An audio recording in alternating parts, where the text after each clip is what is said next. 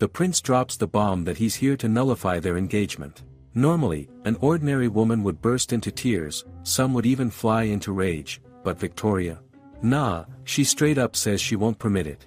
The poor prince is stunned, like what in the medieval Uno reverse is she even talking about? But Victoria repeats herself, that she is not going to permit this. The prince keeps barking, but she shuts him down with a simple refusal. He hesitates, then blurts out that he is actually in love with Maria, the daughter of the Baron, that's why he wants her to break it off. But Victoria smirks and says this is gonna be troublesome because she's head over heels in love with him. His brain is officially short circuits, he blurts out that this is actually scary. Victoria doubles down, declaring her love for him. She tells him his only job is to stand by her, and she's going to make him shine like the main character he's clearly not. Everyone around them bursts into applause. Victoria then sprints straight toward Maria. She knows, Maria's family is simmering like a pot about to boil. If Maria bags the prince, they're rolling in cash, but there's a giant roadblock, the hell-level class difference between the royal family and the baron family. Not to mention, the duke family is also a rival. Maria gets grilled if she even understands this mess. Her family grows grapes, but plot twist, their shiny new vineyard is tanking. Grapes? Mid-business? Flopping. They need money fast. Maria doesn't want to part with the necklace she got from her mother, but deep down she knows this isn't just about nostalgia selling, it could help. Then her maid starts yapping, they think that Maria seems better, so it would be smarter if she married the prince. Maria, being self-aware, knows this whole thing is ridiculous. But the maid keeps pushing, saying the prince is super nice and totally deserves someone like her. On top of that, they've heard tons of nasty rumors about his fiancé. Slowly, hope starts to rise in Maria's heart that if she scores the prince, maybe she won't have to sell her mother's necklace to save the family. So Maria doesn't care if it's some loveless marriage lore says whether it's her beauty or her skills, she'll weaponize it. She decides to pull out her Riz skills to capture the naive little heart of the prince. She's not worried, if it's her, she's confident she's going to succeed, or so she thinks. But now, standing in front of Victoria, Maria is convinced this woman is not just some rival, she's an evil witch about to crush her like a bug for trying to steal her fiancé. Except Victoria pulls a total plot twist. She looks at Maria and, with a calm face, says her family might be able to help alleviate the Baron family's struggles. She's got money, she's got status, so she's straight up going to give them a loan. Maria is shook to her core, wondering if this girl is actually serious and actually planning to help them. And now all she can see is Victoria as an angel. She calls her out as dear sister, all cute and glowing, as if heaven itself just sent down a blessing. She calls Victoria big sister, but Fred shouts that she was supposed to be in love with him, not his fiancé. Victoria calls out to Fred the prince that now all he has got is some nasty scandal, being swept away with his lame feelings. She questions him, like who would even love such a naive prince. She starts to gaslight him, and he is also comic with this, thinking that maybe she is right. He didn't consider his position as the prince at all, and he displayed such disrespect to his fiancée right in front of everyone. The nobles are surely appalled. He lost sight of himself due to his so-called feelings for Maria. He starts to cry, like who indeed will take someone like him as a husband and who will even love him. He cries so hard that people start to murmur that indeed he is an automatic saltwater fountain. Ever since he was a little boy, he would cry randomly, like an ocean of tears, so he got this nickname. But only he doesn't know anything about it. Victoria says that she is going to love him, so all that he needs to do is just stay by her side. She doesn't care if he is stacked with some dead scandals, and she wants him to just witness the great future of the kingdom. She motivates him that he can do it after all, that he is the future king of the empire, and she asks him to make her and the citizens believe in the future. And this day they will surely flourish. All the people there start to clap, because of this motivational speech they get to hear for free. Victoria grabs his face and asks him to never do this again. He says yes, so she says it again, that they should get engaged and marry. A few days later the prince ascends the crown and becomes the king, and once again Victoria turns out to be the greatest. People start to murmur that they watched Victoria be the one that proposed to Fred and that she even took him to his bed in her arms. They all think she is super cool. Victoria, out for the clever too, is seen as the most almighty and perfect queen. The people notice that even though Fred looks a little stupid, he is also dreamy. A man in the alley stomps his leg on the wall, scoffing that this is all too lame, because to him the royal family are just some jerks who laugh and pretend that they are above everyone else. They have no idea how much the citizens are suffering. And he is salty too, because the clothes that they are wearing are made of high silk fabric, and they are also wearing extravagant perfume. He hates them, not just dislikes them but utterly despises them. Fred asks Victoria if she looks tired already, and he assures her that this is the royal capital and the security is tight here, but even if she still is not feeling well or worried about something, she can tell him. Victoria is impressed that he is thinking about her and worrying about her too. She mentions that it is just that her feet hurt from walking today. She might not speak much, but she is in good health. The man on the other hand comes out and takes his gun, because he is sure that he is not going to have any regrets about it. He plans to start with this lousy king, but smash suddenly as he gets ready to target, Victoria comes in front of Fred. Fred calls out to her, all shouting, but she stands there unharmed, shocking everyone with a smirk. She looks at everyone like a total boss. Sniper Tiga is the eldest son of a poor family. Ever since his father, a former soldier, injured his leg, they have been working at the farm just to survive. But that man drinks because of his sorrow, and he even starts to hit his son out of frustration. His weak sister cannot help him at all at the farm, so Tiga ends up doing all the work himself. His sister's condition keeps getting worse, but he does not have enough money to take her to a doctor. Still, he admits deep inside that it is not his father's fault either. One day, someone comes to Tiga and announces that Fred the King is getting married, and there is going to be a parade in the capital. They will also give out food to eat. But Tiga is all pissed, because he knows the only reason these royals are living all cool and shiny is because of their tax money. The citizens are out here suffering way too much, while the royals are just chilling, and he low-key hates them all. Back to present, people start to murmur that Victoria got shot, so she is unharmed like this. Fred panics and wants her to stay still because he plans to take her to the doctor right away. But she calms him down and says she is not vomiting blood, that it is just a cancer sore. He is dumbfounded, unable to understand, but she is all fine. She exclaims that she knew something like this would surely happen, so she got her dress laced with some orichalcum. But the people are still worried, thinking she got shot, so they assume the culprit must be somewhere around here. They all start to rush back to their houses, but Victoria inhales and shouts at them to control themselves, and just like that, they all go super quiet. Victoria points out that the shot came from that direction, and the crowd splits, and Tiga is standing right there.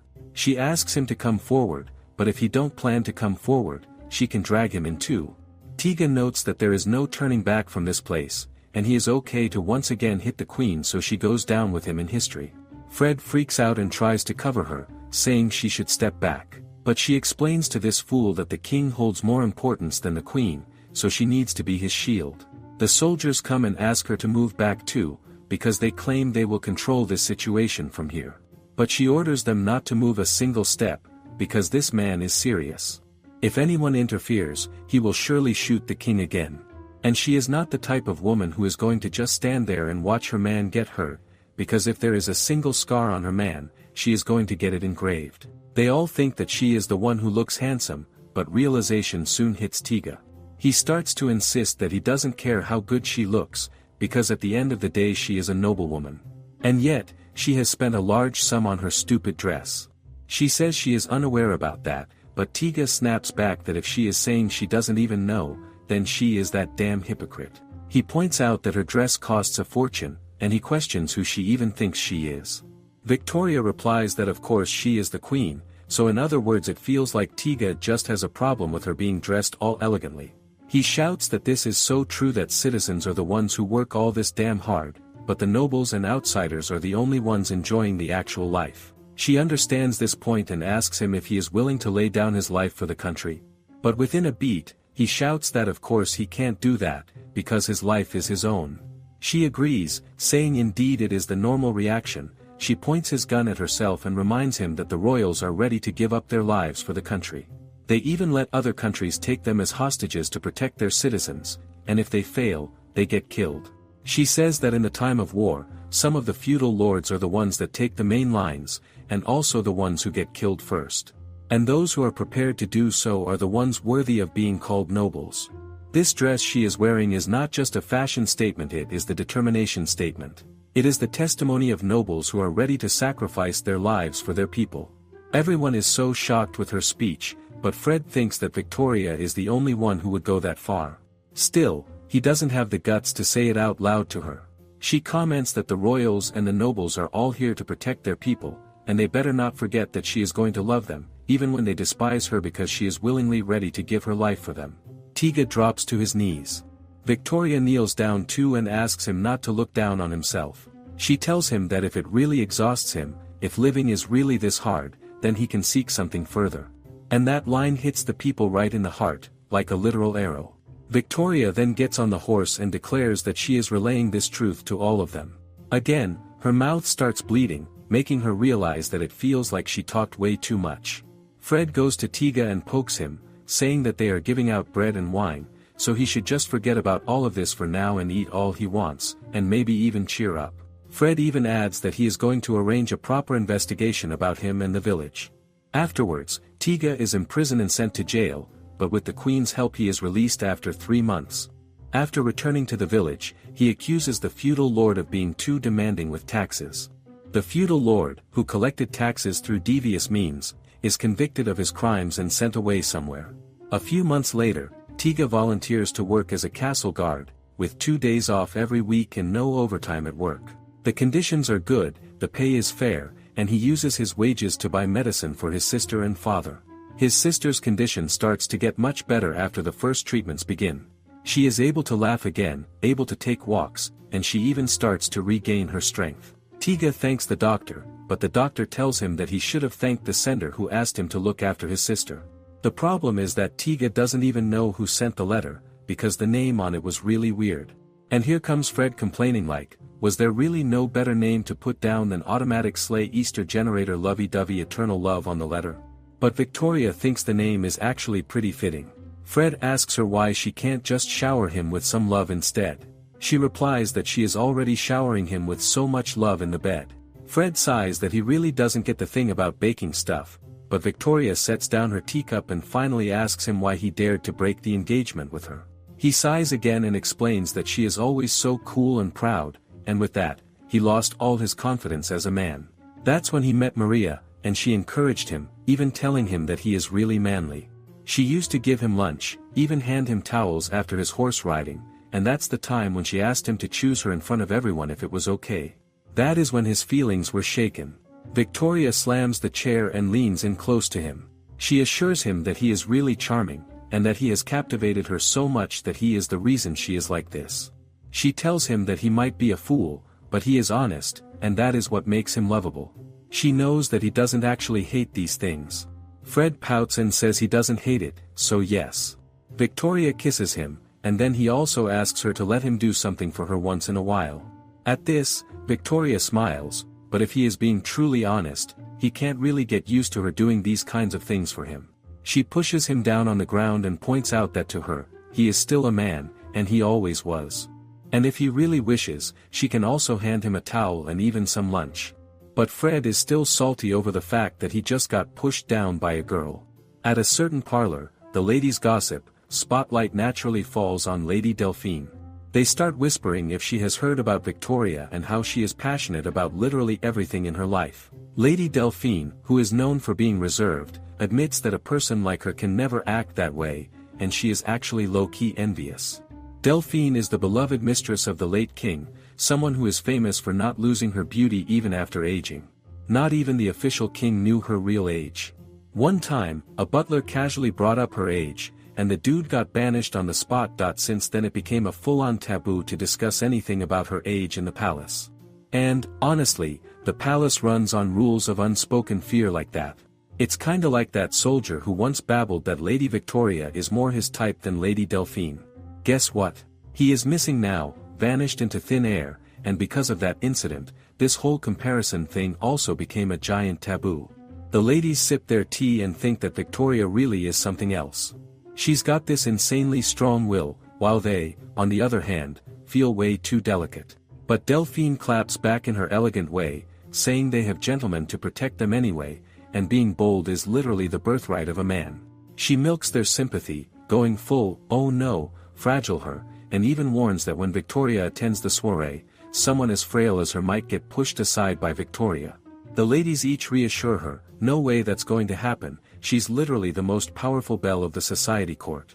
They all swear they'll protect this fragile headache of a woman. Delphine smiles like she just pulled off a sneaky little win, super glad to have them on her side. Tomorrow the king is officially getting crowned, and Victoria will officially become queen. But here's the tea, Delphine has never even met Victoria before.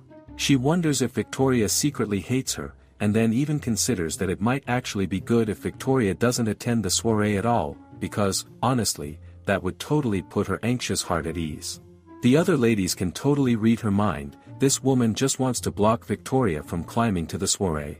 Still, they keep their mouths shut, because even if Delphine has strong strings in the room, Victoria is still the future queen. Nobody's dumb enough to say it out loud.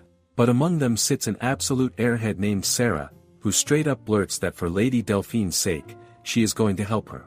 Delphine thanks her politely but already knows this child is about to flop hard. Sarah beams proudly and announces she has the greatest idea ever.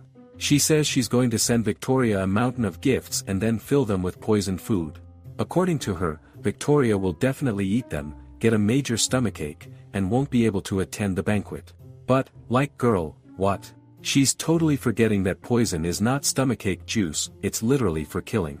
If anyone finds out that Victoria was poisoned by Delphine's order, it will instantly be considered treason, and Delphine is going to end up hanged. This plan is so dumb it's basically begging the Grim Reaper to RSVP.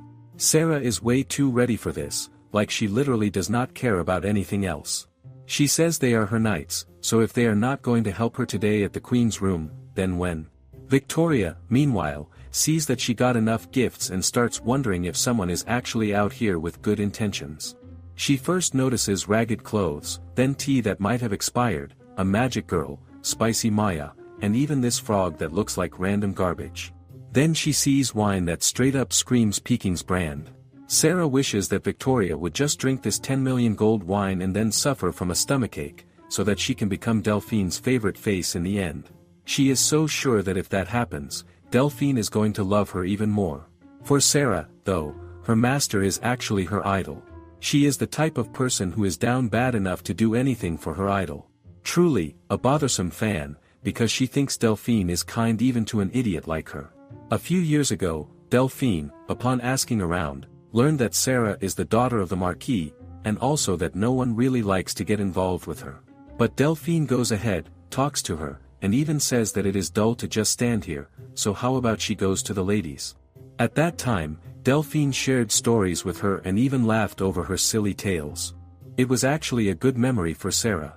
For Lady Delphine's sake, Sarah just wants her to gulp down this wine, even if it kills her. Victoria is just about to drink it when she starts to sniff it, but she gets mercilessly played like a fiddle. Victoria storms down and slams open the door, almost knocking the souls out of Sarah's body. Victoria knows that Sarah is the daughter of the Marquis, and points out that if Sarah really had business with her, she should have called out to her directly. Sarah is gasping, shocked that there are really people who look down on others from such a high place.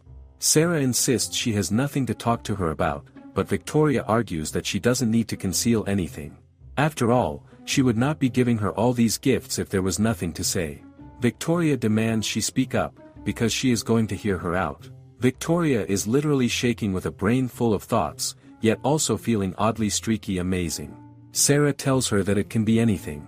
Victoria replies yes, and Sarah finally states that she would like her not to attend the soiree tomorrow. Victoria questions why that is, but Sats shakes and says she cannot tell this to her. She insists that she is doing this for someone really important to her, someone who actually fears and maybe even dislikes Victoria. Sarah is tense, worrying if the queen is going to get mad after all, because she is the queen. What if she takes offense at being asked not to attend the soiree tomorrow? Worst case, she might even throw her in jail. Sarah is paranoid enough to imagine she might get hanged too. She starts panicking, because she really needs to fix this mess, but she has no idea how to help Delphine. Victoria tells her to calm down, because she is in the presence of the queen. Sarah drops to her knees, thinking how the heck this queen has such a strong voice. She is even greater than the king himself. Victoria understands that Sarah is putting her life in danger just to help her friend, and she praises her for that kind of devotion. Sarah, on the other hand, thinks the queen must be dumb, because she literally was about to hand her poison. Victoria roars at her to keep quiet, because she is the only one who knows about this poison thing, so she better not tell anyone and just get lost. Some people will probably say the queen is being too lenient with someone who dared to poison her, but she knows Sarah did it out of loyalty to her friend. Even if it was evil, she is willing to forgive her. Sarah is left in tears. Servants start coming to the room, so Victoria tells Sarah to repeat this to her friend that she is not going to back down, nor is she going to flee. They shall face each other at the soiree tomorrow. She smiles and shuts the door. Meanwhile in the queen's dressing room, someone splashes poison on her dresses, smiling to themselves that now she won't be able to attend the soiree at all. 3 hours before the ball, the head maid is standing there all anxious. Victoria tells her to elaborate why she cannot wear her dress. The head maid explains that when she went to fetch the dress from the dressing room, she found it lying on the floor, completely covered in burrs. There were so many that they clung to the entire gown, the bustier, and even the undergarments. She cries out that she is really sorry, but it is literally impossible to clean them all in less than 3 hours. Victoria tells them to just forget about it.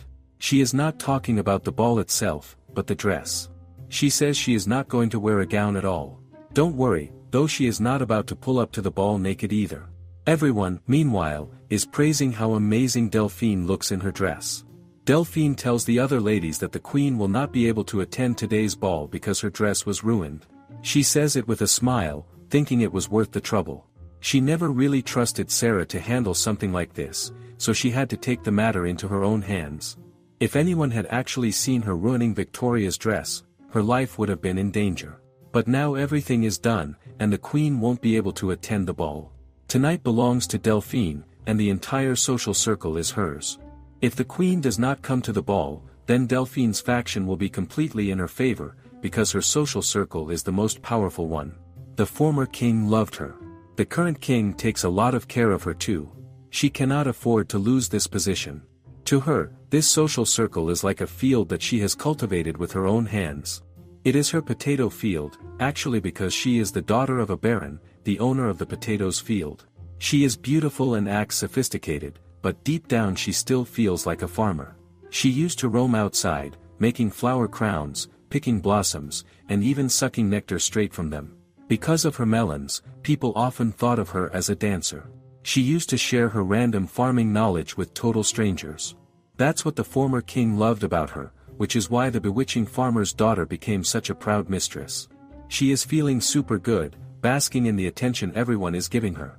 But the moment doesn't last, because the guards burst open the doors and announce that the king and queen are making their entrance. Delphine is utterly shocked to hear this, and when she looks up, she sees Victoria storming in wearing a knight's uniform. Everyone is shook beyond belief. Delphine screams that it is way too rude for a lady to wear men's clothing. But Victoria points out that she is allowed to do as she pleases after all, she is technically the ruler of this land. Fred may hold the crown, but he doesn't have the guts to say otherwise. Delphine screams at her that she looks like a double-legged carrot, too ugly even to be sold in the market, and she cannot believe that she is using something like this in the name of the king. Victoria says to her that she does not care about these things. After all, everyone here is somehow related to her, and since she is the queen, she does think highly of herself but still treats others with courtesy. Delphine mentions that she does not agree with this because she has heard that Victoria is the type to not bow in front of others, but Victoria asks her to dance with her. The current music is really fast, and Delphine feels sure that Victoria will not be familiar with this song, so she is going to do anything to make her fall. The people cannot believe that these two ladies are going to dance, indeed a dance between monsters. Delphine has really tried to warn her in her own way not to come to the ball and not to try to fight with her, but soon she realizes that she is floating in the air. Her body feels so light, and it has never felt like this even though she has done many diets. Every time she tries to make Victoria makes it clear that she is not going to ask her why there is this burr in her hair or what she did with her dress, and she does not care about her feelings of hatred toward her. She only wants her to live her life as she pleases and enjoy it to the fullest, and not use her puppets to do things that can be turned into treason. She is speaking about Sarah, because this time she has given mercy but she will not do that again. It is not her who will refuse to forgive, but the law itself, and she knows that Delphine will not want Sarah to lose her life. Even though Delphine is rumored to be selfish and cold, she is not the type to cut off people so mercilessly.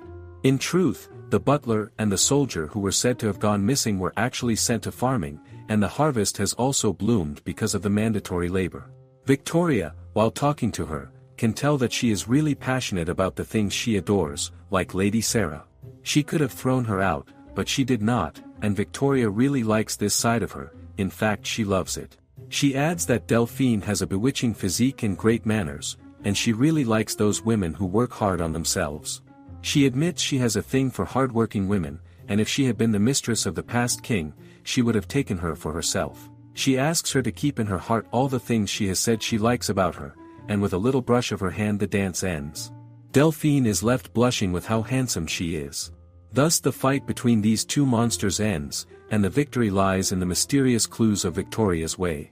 Some time later, the club named Wanting to See the Queen Again in the man's clothing starts to hype up, and apparently the president of this club is someone who has always loved Carrot. They do not know who that person is, but the truth is known to us. Delphine too is living her life the way she wants, and at her fullest. Later, a figure is seen walking among the maids.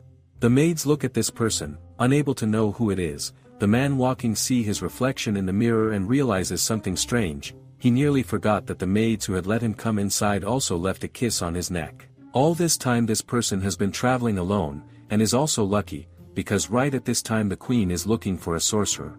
While he is at it, he is also planning to seduce the queen so that he can become her lover and then, for the rest of his life, live comfortably. After all, he is a great magic man, and he also possesses magic eye. He really senses it as he looks forward to meeting his queen. Victoria welcomes Maria to her castle. Maria points that the way Victoria's eyes are fixed on her, it seems more like she is welcoming the demon lord itself, but she is also happy to see her. Victoria asks why Maria has come, because if she came all the way to see her, she is curious to know what business Maria has with her. Maria replies that since she is her sister, she simply wanted to see her face every once in a while, and Victoria thinks this is not something she expected to hear from someone who once wanted her man. Maria answers that she knows very well what Victoria is thinking, that she was fighting for the prince, but in truth she was actually after the money that could have helped her family. Of course, she still does like Fred, the king, but not in a romantic way. Rather than love, it is more like the feeling of getting your pet into your own arms. On the other hand, Victoria really and deeply loves Fred, so the two of them are coming from completely different places. Victoria agrees that this is rather true. She does love Fred day and night, and she is only loving him now. Maria then moves to the important topic. She explains that she has actually come here to warn Victoria, and she is grateful that she was able to get an audience with her before that man. She has heard that a new sorcerer has been appointed for her, and that sorcerer is, in fact, related to her family. She urges Victoria not to let her guard down in front of him, and not to even look into his eyes. That man is her cousin, and he possesses the captivating eyes of the fairy divine protection. Maria warns her not to let her heart be swayed by him. She admits that she feels truly ashamed for speaking ill of her own relative, but he is nothing more than a deadbeat leech, a man who provides nothing and only consumes. On the other side, this very sorcerer is getting himself ready. He thinks that his uniform is really nice and that the people on the queen's side are treated in an excellent manner. He is super happy to have been able to get her S-rank sorcerer license, because being a civil servant is the best. All that he has to do is seduce the 19-year-old queen, and he will live comfortably for the rest of his life. The king also seems harmless, more like a fool. Speaking of which, he thinks that he is looking quite dashing today. In truth, he is a peak narcissist. He always says such things whenever he sees his own reflection anywhere, because there is not a single person who will turn him down. After all good girls like bad boys. The things he says are rather hollow, and it makes it difficult to actually believe that he earned his difficult sorcerer license, that he is Michael, the man who has passed the exam without studying magic at all, because whomever he looks at with his eyes, whether it is a man or a woman, they get seduced by him. There is a thin line between being a true genius and whatever he is, and he only wishes to see his queen. Now at the king's office. Fred feels chills running through his body, almost as if someone is saying something rude about him. Victoria shares the same reaction, and she believes they need to find that person and kill him. Fred tries to joke that she does not need to do anything, because her presence alone is enough to kill anyone, but deep inside he wonders what it could mean, because this feeling must be some kind of premonition. Victoria points out that regardless of it being a premonition or more, what is not meant to cling will not cling, and what is meant to come will not go away. Fred notices that she clearly knows something, and he really wants to help her, but he sees how calm and cool she already is, so the more he thinks about it, the more he questions if there is anything at all that he can truly help her with. Finally, he says it out loud, declaring that if there is anything troubling her, she can tell him openly. After all, he is the king. Victoria simply speaks her mind and admits that a man. We see that Maria is taking a bath, and all the maids are so kind to her that she begins to think she would like to live here. Maria's image is that of a low-key woman who does not truly know her place, and someone who tried to sleep with the prince as if to make herself forget the whole ordeal about breaking off the engagement and seducing the king. Now it has settled into nothing more than a cute quarrel between the couple. Since that day, Victoria has not done anything, and she is always present, watching quietly. Maria cannot truly enjoy all this luxury, because back at her home she never had such comfort, but she feels a little sorry that she has not seen the king and the queen together. She thinks perhaps they are only busy with political work, and she hopes that is the case, and not something darker that has arisen because of Michael. As if to answer her thoughts, the devil himself appears. Michael suddenly shows up, and Maria immediately hurries to call for the guards, because she knows he is dangerous. He tries to stop her, warning that if she rings the bell, he will get caught. Maria tells him coldly that even though they are cousins, he should know the outcome of sneaking into a lady's room in the middle of the night. But his narcissistic attitude makes him think otherwise, as he declares that the ladies should be happy to see him at such an hour. Maria sighs and tells him she is already tired of seeing his face.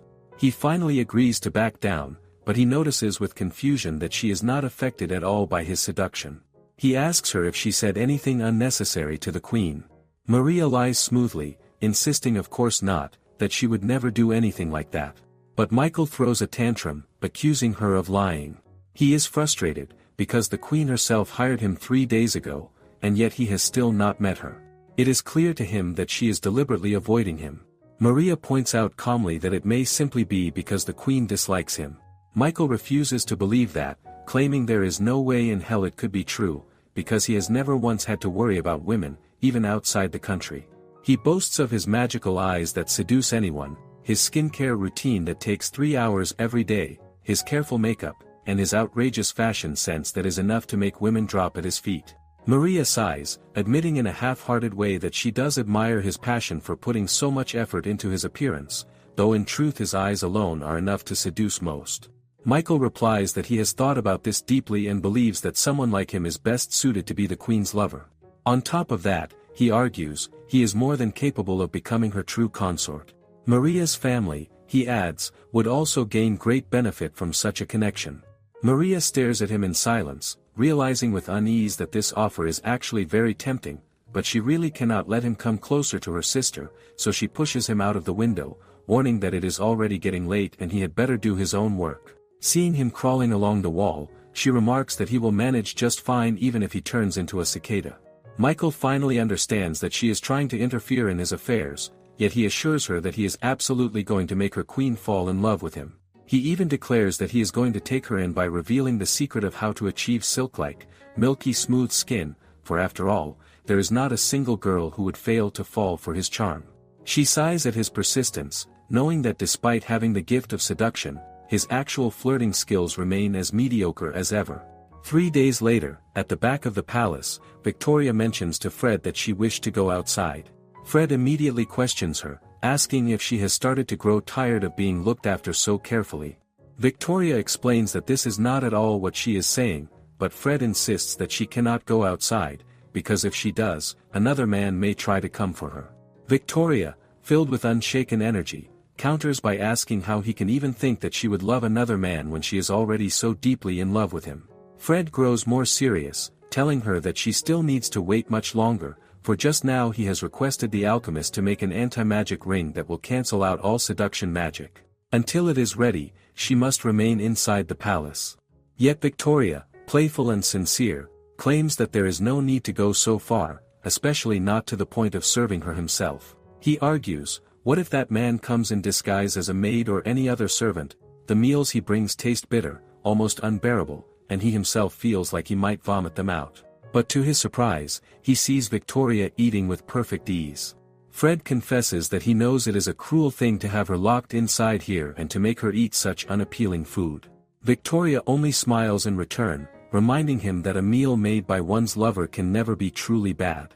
Once again, Fred finds himself swayed completely by her words and her unwavering heart. Still, he voices his fear that it remains possible she could fall under the spell of that other man, and for this reason she must remain by his side. He insists that he is going to protect her this time. Victoria rises gracefully, lifting his chin with her hand. She assures him that his wish is her command, declaring that her happiness is found entirely in loving him. Fred, however, feels a tremor inside, realizing how utterly cool this girl is in her devotion. At the same time, he feels that he himself has always been the greatest fool, and so he resolves not to let go of Victoria's handsomeness and love. Victoria tells him that all he needs to do is fill her with love. Poor Fred is just about to make a move when, suddenly, the door bursts open. Michael is sleeping when he suddenly jolts awake. He rises and tells the other sorcerer there that they ordered him to do the night shift, and he remains in pain as he asks them if it would not be great if they could take his place. But they tell him that what he is talking about makes no sense, and he had better attend to the duty that he has been assigned for. Yet Michael uses his seduction eye on them, and they say that of course they will do it for him. They ask him to just return to his room and take some rest, but his captain comes and smacks him. The captain shouts at him that he has already told him not to use his magic of eye in the royal court. Michael cries that it is unfair that the captain uses the anti-magic glasses. He is huffing that his job is to guard the queen, but the sorcerer at the royal court also needs to do the part-time. He cries that he does not want to work if he is unable to see the queen. The captain tells him simply to go and kill any monster or ghost that he spots. Michael walks away, saying that he first is going to get a good broom to take with him. He opens the magic broom room and sees that they are quite old, but it also seems like they will break if he tries to put any magic on them. But anyway, he starts his adventure, though this broom is not ready for flight. He begs the broom not to do this and to work, but the broom breaks, and he is skydiving, something for which he was not ready.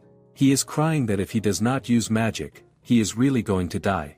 And now the story returns to where it left off, as this also causes a heart attack to Fred. Victoria hits his heart to make him come back to life. Fred looks to see what in the world just happened. Fred goes to him, asking if he is really fine, and thinks that they really need to get more brooms for the sorcerer. He is just about to reach for Michael when he sees that green mystic eye of Michael and wonders if he is the one after Victoria. Their eyes meet and open a gap that is more than enough for their magic to take effect on them, but Michael is the one who is love-struck this time. He finds this fool so pretty that his heart is beating super fast. He thinks he is in love. It is a beautiful encounter, as pure-blooded royalty possesses immense magical power, and the spell is automatically reflected.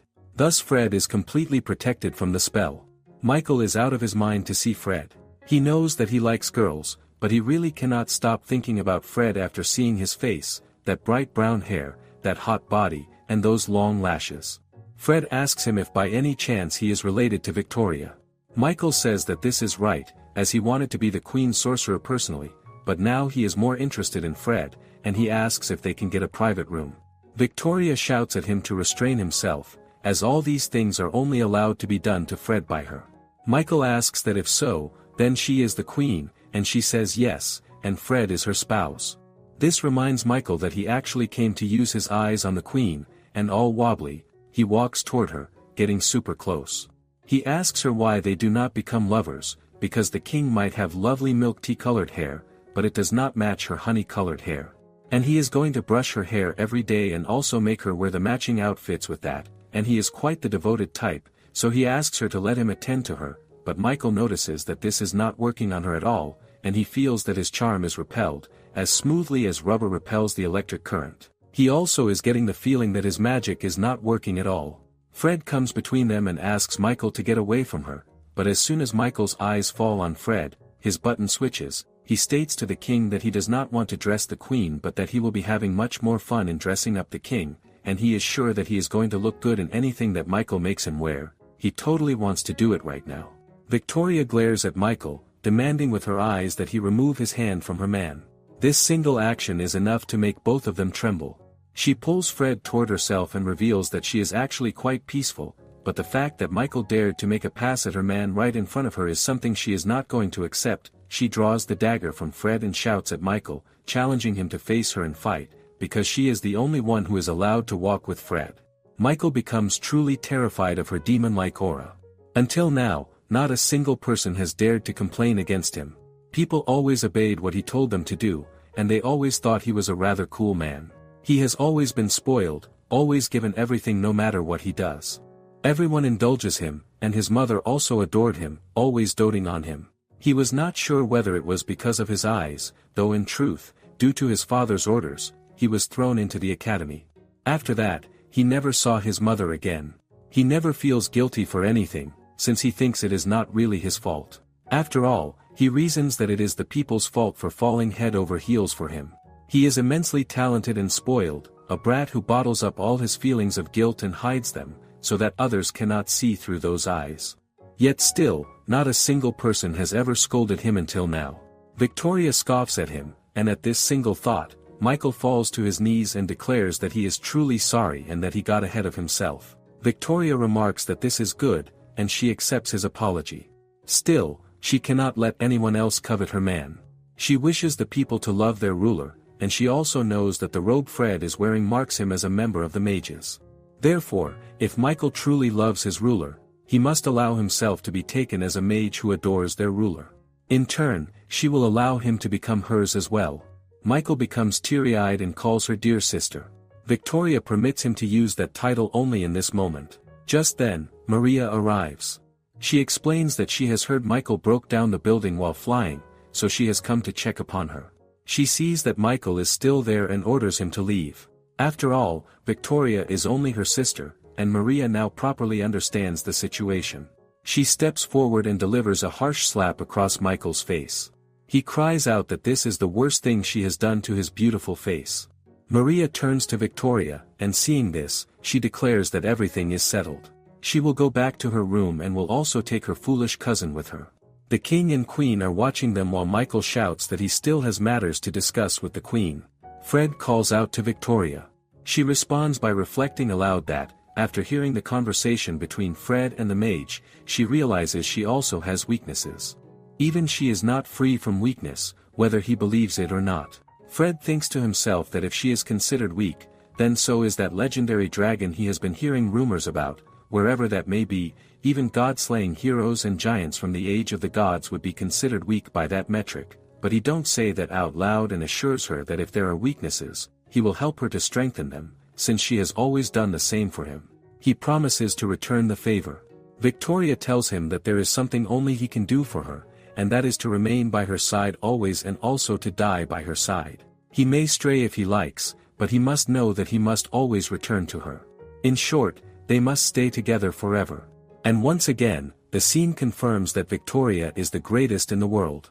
The bandits attack the carriage, shouting threats and demanding the luggage, but the carriage doesn't stop and crashes straight into their blockade, forcing them back in the dust. Their boss quickly calls out to his men, asking if they are all right, and when they assure him they are, he grumbles that it makes the 10th carriage to pass without stopping, his stomach aching so badly he mutters that he could even eat the leaves around them, while his men, just as hungry and panting, clutch their bellies in silence. Still, their boss suddenly barks that even with their stomachs empty they must keep their spirits full, for a warrior glories in honorable poverty, though as he speaks his mind betrays him with thoughts of steak, beer, wine, and platters of grilled meat, until the sound of another carriage draws him out of his hunger, this one plated in gold that gleams in the sunlight, and though the sight worries him, knowing it might be a bad idea to cross such people, his men are already whispering of meat and feasts and call it a blessing from heaven, so the boss clenches his teeth, deciding that even if gold shimmered like danger,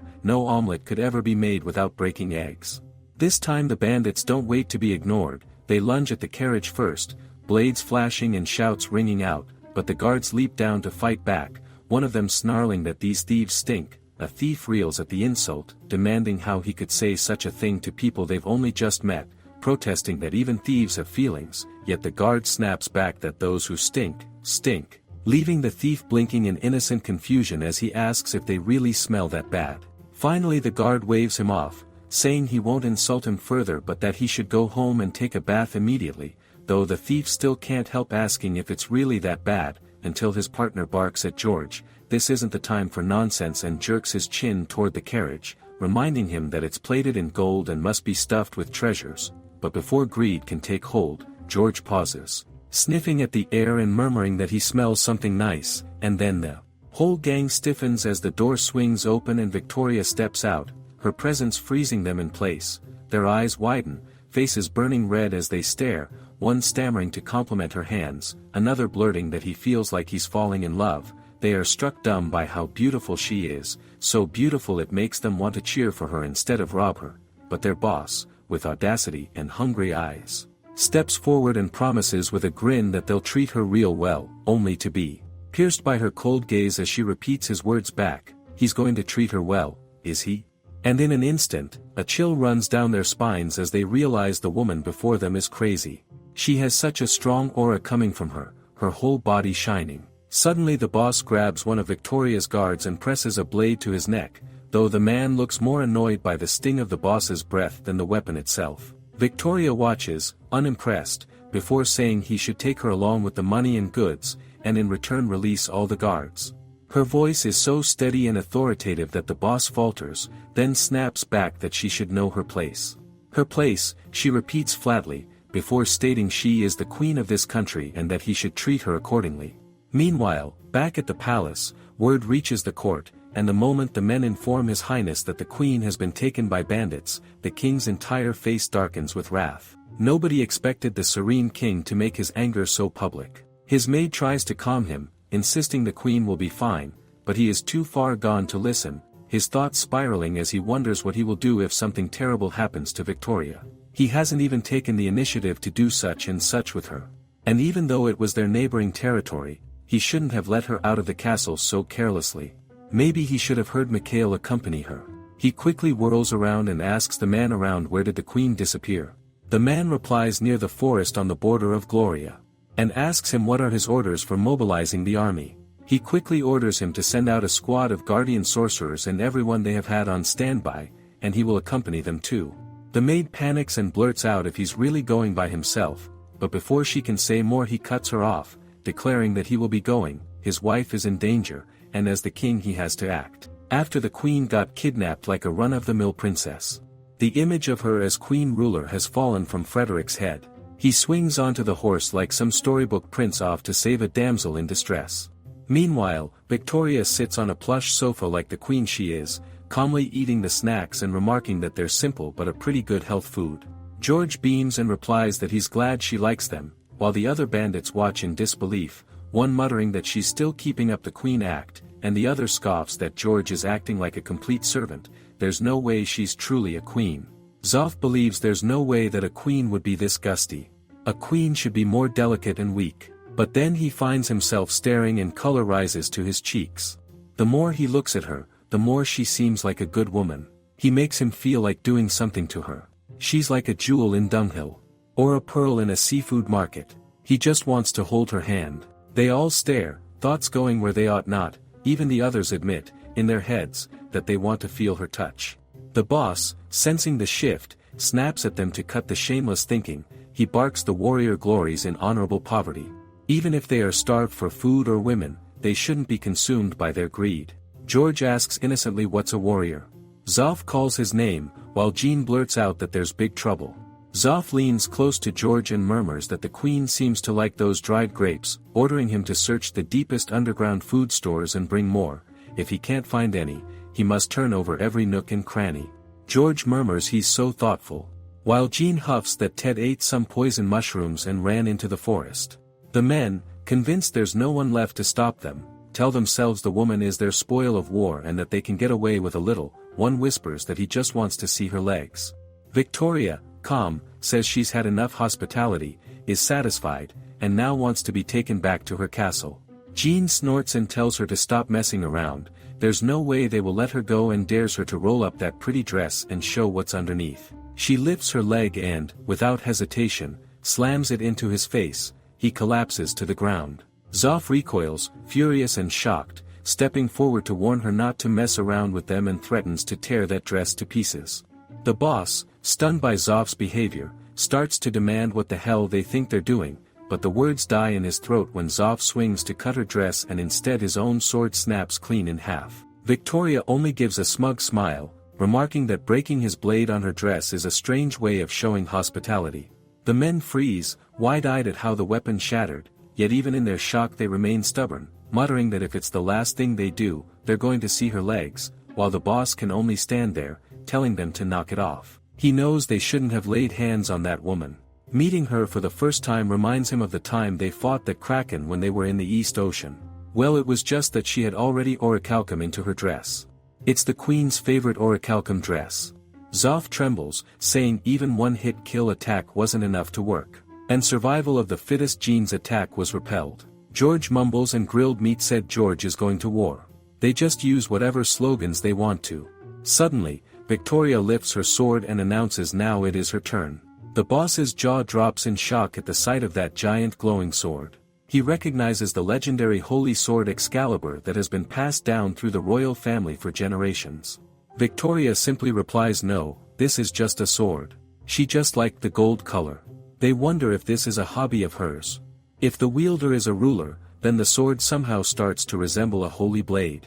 She orders them to take her to the royal capital and let her bestow upon them the appropriate judgment. They are going to answer for all the plunderings, kidnapping and ravaging they have committed. And when they awaken, their lives will be completely different from what they once were, and they will live as respectable humans. Suddenly, light bursts from the sword, so strong it spills through the trees and stretches deep into the forest, reaching all the way to the king and Michael. Grilled Meat Lunch Set George, a conspirator of the bandit gang, was a young boy who was born in a poor fishing village, who performed odd jobs on a boat that delivered fish to nearby villages. One stormy night, the ship he was on capsized and he was saved by the pirate gang led by the boss. The boss introduced himself as the leader of these hot-blooded pirates. He thanked the boss very much for saving him. The boss took a liking to George, remarking that he looked far too skinny, and handed him his own grilled meat lunch set. George devoured it as if he hadn't eaten in days. Halfway through he asked if it was truly alright to eat the boss's food. The boss waved away his worry, saying a warrior gloried in honorable poverty. More importantly, he promised that on this ship, George would be protected, because here, they were all family. George carried those words close enough that he later had a tattoo of the grilled meat lunch set etched into his skin. The boss bore the ocean across his chest. Jean had Mary inked on his arm, the name of his first love. And Zoff, ever ambitious, chose money. He said he wanted to be as rich as a king, and if he couldn't be the king, he would settle for becoming a pirate king instead. Several years later anti-pirate laws were passed. This was the first time in their life that they had stepped foot on land besides the harbor. Sometime before the sword's light split the sky, Michael leans toward His Majesty and admits he can see nothing, but it is clear the Queen is nowhere in sight. A shadow crosses the king's face as gloom settles in. He can only hope nothing bad happened to Victoria.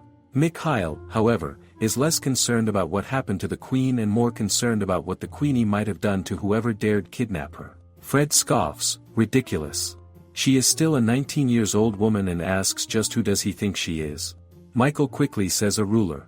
And even in the slight chance that something has happened to the Queen, then he will use his belly button to boil soup, mix up a salad and cook up a steak. Fred can only pray that he doesn't have to witness those skills. Soon the men arrive as well, promising to find the Queen. Mikhail stays perched on his flying mop, watching them. He thinks the Save the Princess vibe is strong with them. He cannot help but also think even though Fred is the king, he is not conceited at all. He is so unreliable that everyone feels the need to look after him. They cannot just keep their eyes off him. We see where you are going with this, Mikhail. However, he still prefers the Queenie the most. He likes how much more of a ruler she is. The effects of the captivating magic that caused the guardian sorcerer to fall for the king were completely lifted. Suddenly, the light tears through the darkness like a blade. Mikhail turns and smirks. Knowing it's Victoria, and if something bad has happened, it's not to her. Meanwhile, the boss suddenly steps forward, his voice trembling as he says that if they return to the capital, they will be executed, won't they? He quickly insists he alone is responsible for their lives, that all punishment should fall on him, and demands they kill him instead. She doesn't so much as flinch. Calmly, she asks if being a bandit is truly what he wishes, if this is the road he has chosen. Then she reminds him there are many roads in life. If he has none, she will make one for him. Her voice rings clear as she declares that if she cannot save the subjects before her eyes who have fallen into poverty, then what kind of queen is she? No, she will kill no one. They shall all become the cornerstones of her country and they shall live their lives beautifully. A smile softens her lips as she continues, they only live once, so they should learn to be close with the water and the land, to discover the joy of being appreciated by others, and the joy of living alongside others. Every day, they will sleep in warm beds, eat good food, and live in health. Their mouths hang open at her words. The king watches, thoughtful. He realizes she is the true queen. Mikhail, on the other hand, gives a deadpan look, thinking if His Majesty is only remembering that now. Fred suddenly blurts out her name, and her eyes shift to him. She apologizes to him, saying her late return must have weighed heavily on him. Around them, the bandits collapse to their butts in shock. The king admits he was very worried, but from the looks of it, she didn't need saving after all. She thanks the troops for coming, then quickly adds that they must take the bandits back to the capital to face judgment, as she cannot escort them alone. When the moment quiets, Fred edges closer. His voice is low as he says that now they are alone, he has a request. She asks what it is. His gaze lingers on her, and then, almost suddenly, he asks if he can hold her as he is very relieved that she is safe. Her smile is gentle, her eyes shining as she tells him that when the king asks her that, he can already consider it granted. But Fred doesn't want her to do it because he is the king. If she truly doesn't wish it, he will refrain. Before he can finish, she pulls him into her arms. He had hoped to be the one to embrace her like a man, yet he accepts this. Her warmth is enough. She ruffles his hair with affection, saying there's no way she would ever refuse him. Fred admits he was terrified when she vanished, he was so worried something might have happened to her. In reality, it was the gang of bandits to whom something had happened. But fortunately, the king overlooked them.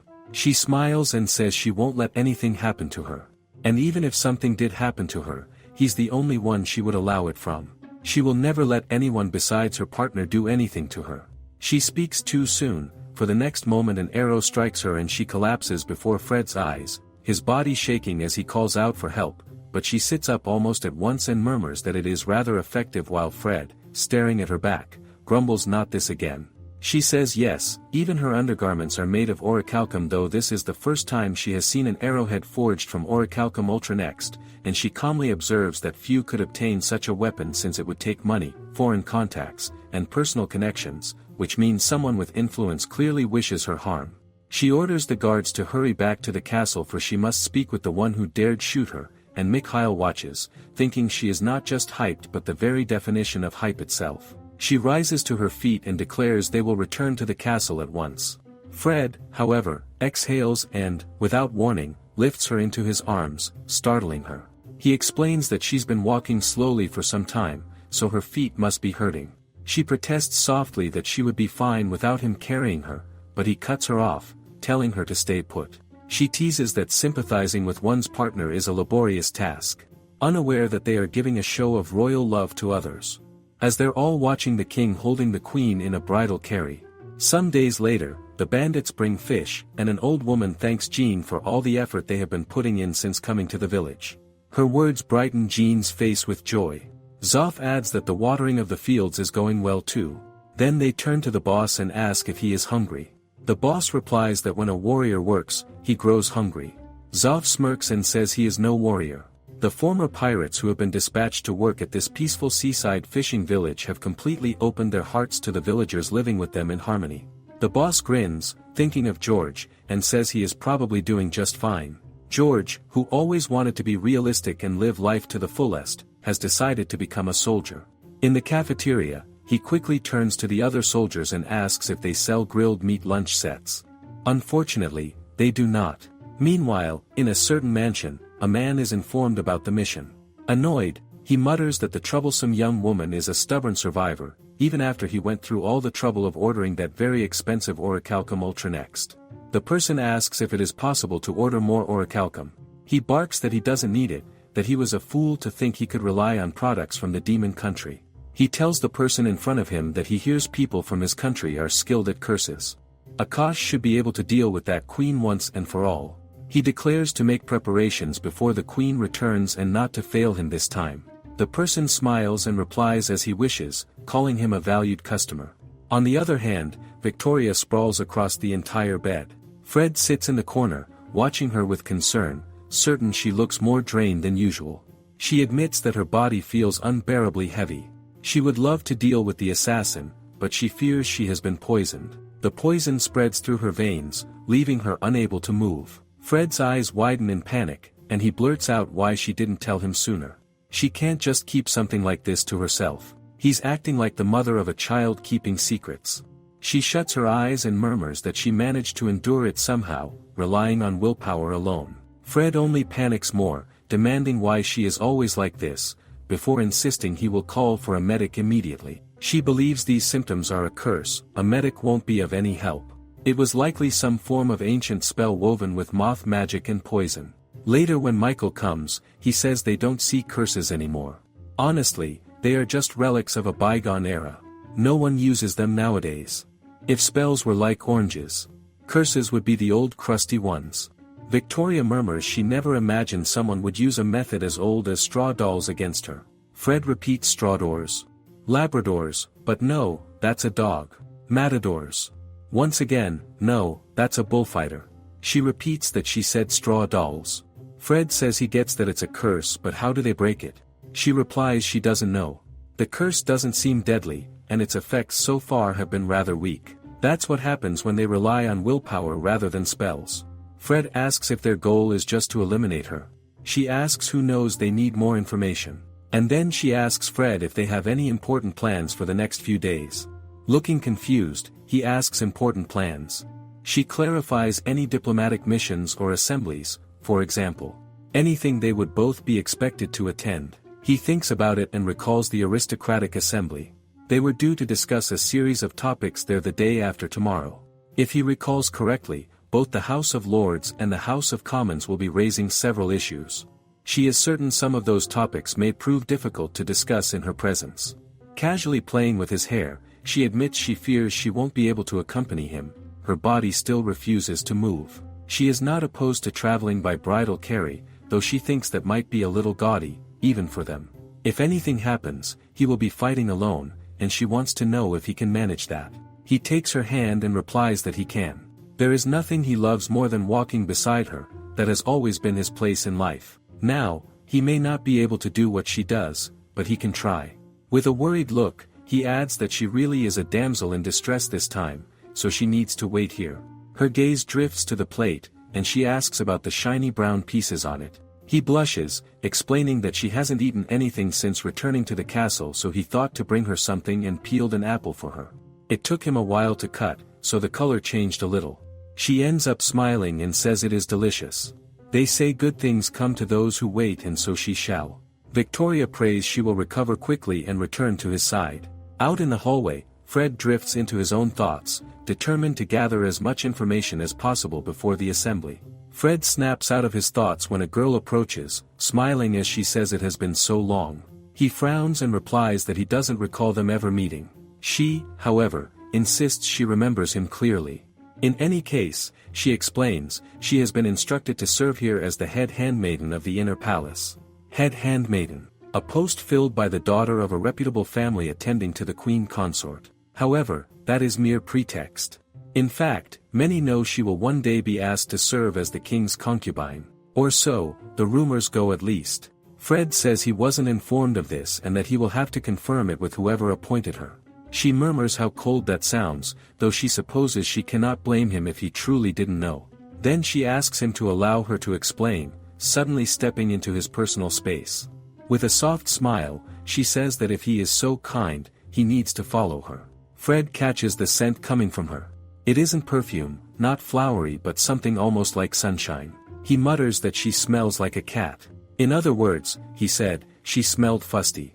See, the thing about King Frederick is, well, he can be sorely lacking in tact sometimes. In the inner palace, Sarah brings Lady Delphine a bundle of fresh flowers.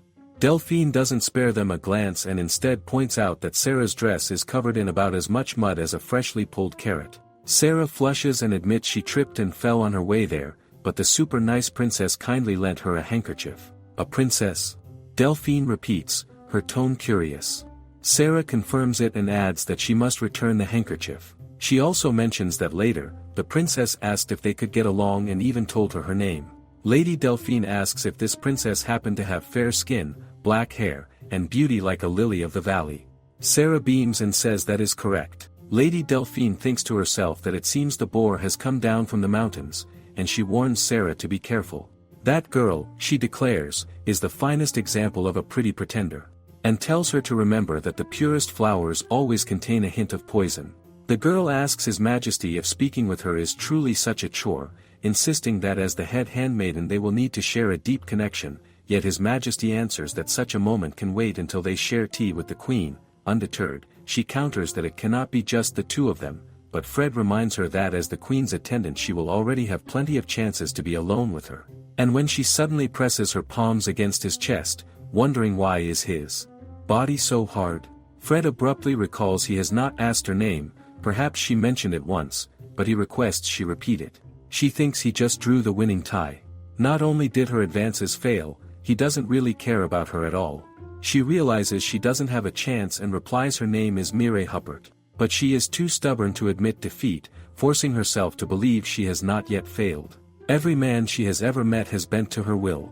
She recalls the one she calls her beloved beautiful belly and vows that he may rest assured, she will claim this king for his sake. And when she does, she wants to rub that squishy belly of his to her heart's content. Of course Mireille is the enemy's underling, and a fat fetishist to boot. She enjoyed thicker flesh. She was prone to partake in an appreciation of plump proportions. A believer in blueberry bellies, in that regard, the king didn't fit the bill in the slightest. But she is doing this for her lord. And she is sure he will raise her a ton for a job well done. Once again, she is reminded of the squishiness, and in awe she thinks she ought to sneak in a few more photos before quickly scolding herself that such a thing would be a crime. She snaps out of her thoughts when the king states he must ask her to keep this brief, ideally 3 minutes or less. Without hesitation, she declares that she has been instructed to become his concubine, and his concubine she shall be. She is certain the matter will surface at the assembly, and as a newly enthroned king, he will be powerless to refuse. He only smiles, thinking she resembles a cat trying hard to be intimidating. Seeing his reaction, she insists she is serious. Fred was too used to the Queen's aura, so a little coercion had no real effect on him anymore. She repeats once again that she is his future concubine, and she adores him from the very bottom of her heart. He replies that this is where she is wrong, he knows she does not even like him. She blinks, utterly clueless, and murmurs a faint what. He explains that this is not the first time he has confessed in such a way, and her eyes look exactly like hers. Besides, he already has someone who loves him. Stating that her eyes are more fiery and he already has made that mistake before, which is all the more reason he treasures her now. Although she is a bit of a tyrant, she ponders that scan right through her. She thinks that he knows she has no feelings for him, but she cannot afford to admit that right now, because if she does that, it will all come crashing down, and despite that, she calls out to him and insists that she truly does adore him. He asks her if she's really going to keep insisting on that. She responds that she definitely will. If he were to get squishier for her, she's sure that she would adore him even more. But then she tells herself to not go drugging His Majesty into her fetish. On the other hand, Victoria wonders where she is. She then notices Fred as he's sorry to her. He tells her that he fell in love with another woman. She tells him that he would never say that. Wondering if this is an illusion, she tries to punch through it, knowing that it was fast. Michael calls out to her and tells her that her people will turn against her if she keeps up with this arrogant act, that he then also tells her that she should actually forget it because they never liked her anyway. She asks him, since when is he the spokesman of the masses? He may speak only for himself. She also states that although she cares not whether she's loved, she loves her people and she protects them. The purpose of royalty and the purpose of a queen is to love and care for her people and to lead them to happiness. The person who placed the curse on her tells her that she's so hard to deal with, and the curse that he placed on her only binds her soul. Also telling her that there is no escape for her. It is a spell passed down from ancient times and it is unbreakable from the inside. A human could never undo a curse placed by a demon such as him, Asmo. Victoria grabs him as he yells at her. That is a very sensitive area. And where are her manners?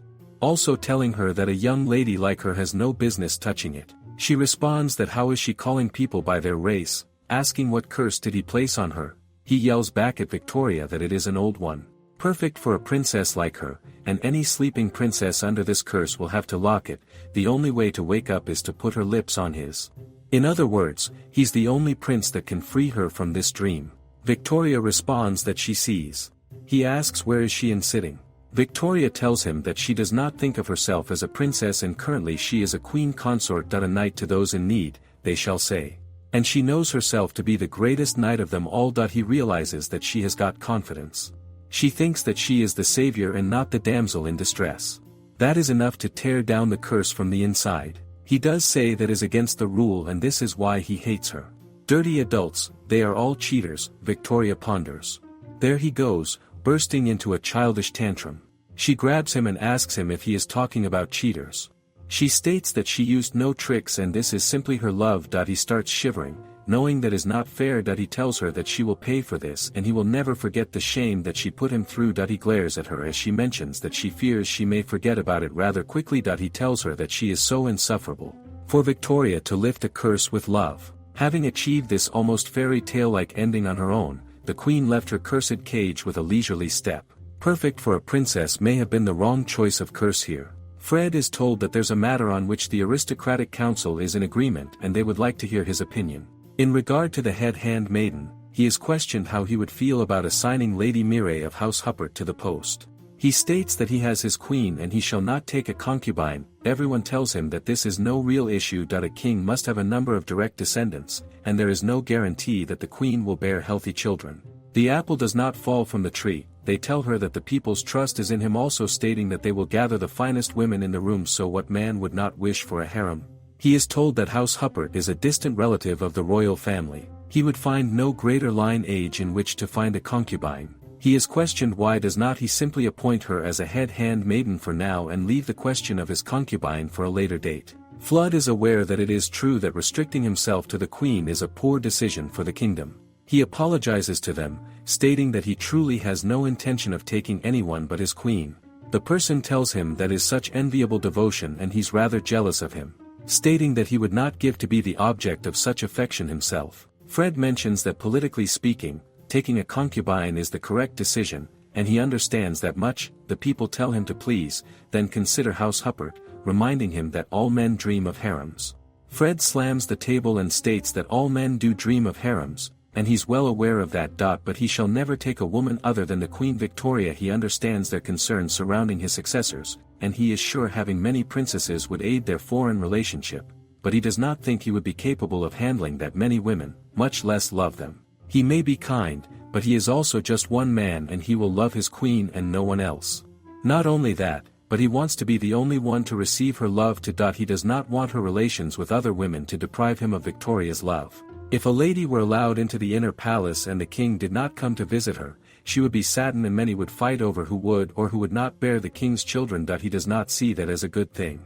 The man thinks that his views were much too humane, normal if he will.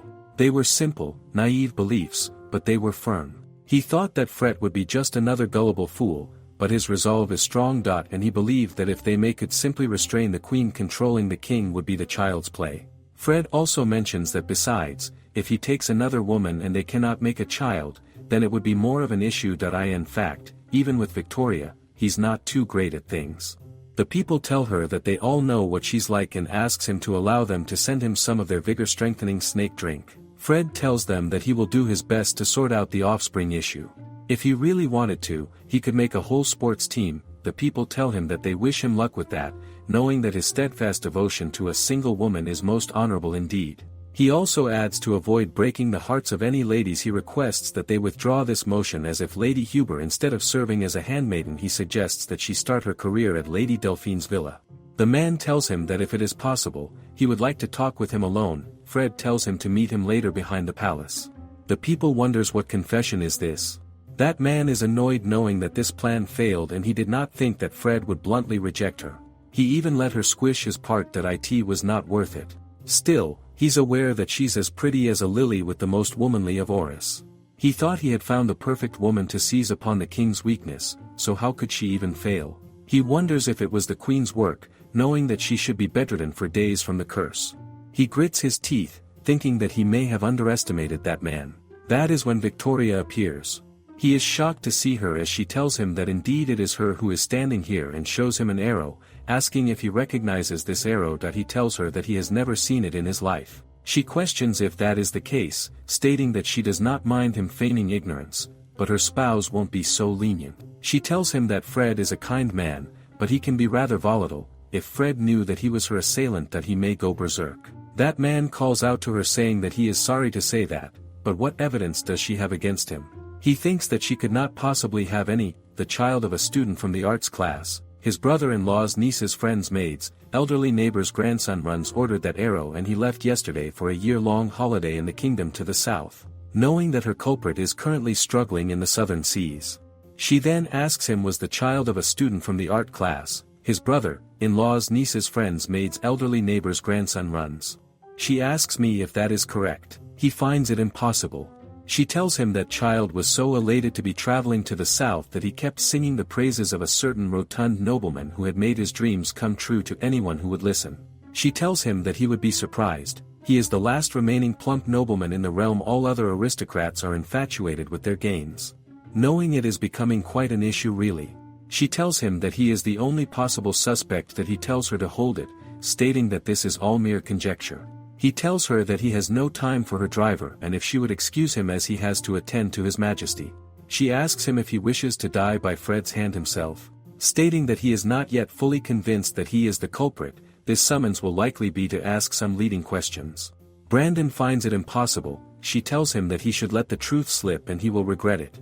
She mentions that she loves him and he loves her, so executing a man who laid a hand on the queen is well within reason. If the king wills aid, proof would not be necessary. Brandon asks her if she means to say that she can save him. She calls him a fool, stating that not only did he harm her, but he also seeks to evade judgment. That is laughable. She tells him that the reason she came here was to give him a fitting sentence. A box appears as he realizes that it is a large box, wondering what could be inside it. He wonders if it is the queen's beloved brand that she uses to defeat those bandits. He thinks that she wishes to prevent the king from executing him by doing the deed herself. He cannot stand swords as he has acmophobia. Right then Morelli appears. She begs Victoria to spare Lord Brandon's life, stating that she cannot bear to see him gone. She also asks Brandon to forgive her. She was worried and could not help but follow. With the death of her father, he was the one that was there for her. She would not be alive today if not for his support. He taught her the meaning of love. Victoria is aware that it is some twisted love. She mentions that his fat is second to none and she could not live without it. Victoria takes what she said back, knowing that she is a lost cause. Victoria tells him that she never intended to kill him. She takes something out from the box as she asks her what is that. She responds it is a mop. She tells him it is his now. He is taken aback. He tells her he is quite alright. She pushes it at him. She questions if he's in any position to refuse. That he tells her it would be an honor. He realizes that the handle is sleek and soft, and he can feel the wood brushing against his hands. It is like a mob. Indeed, she tells him she cannot allow him to remain in the palace anymore. After serving his year-long sentence, he will be appointed as the Minister of the Environment in a villa. He's totally taken aback, realizing that Minister of the Environment is a euphemism.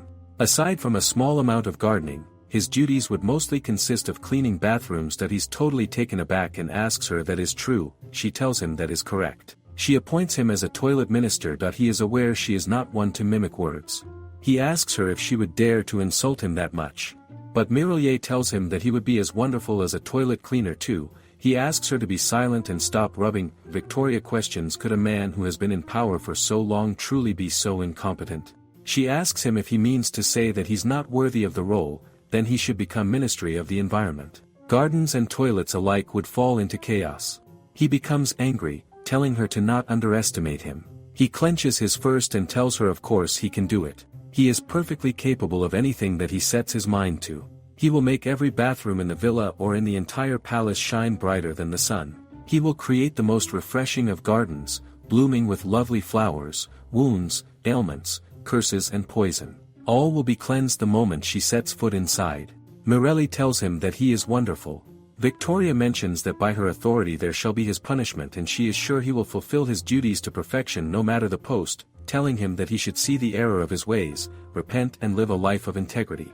And if for instance if there were any others working with him, they may come and face her. He hates to admit, but he's aware that Victoria's aura is blinding. He does not know what to say anymore. 1 year later, Brandon tried off the filth in his cell, awakened to the powers of cleaning. He published his own book titled How His Life as an Ex-Chancellor Changed When He Began to Clean His Cell, a best-selling hit among housewives, but that is a story for another one. Fred is waiting for him, knowing that he's still not here, thinking if he forgot about him. Meanwhile, there's a knock on the door and he mentions that he has returned. Bastian questions. What do they have here if it is not their little loser? Asmo, who is back from losing his war.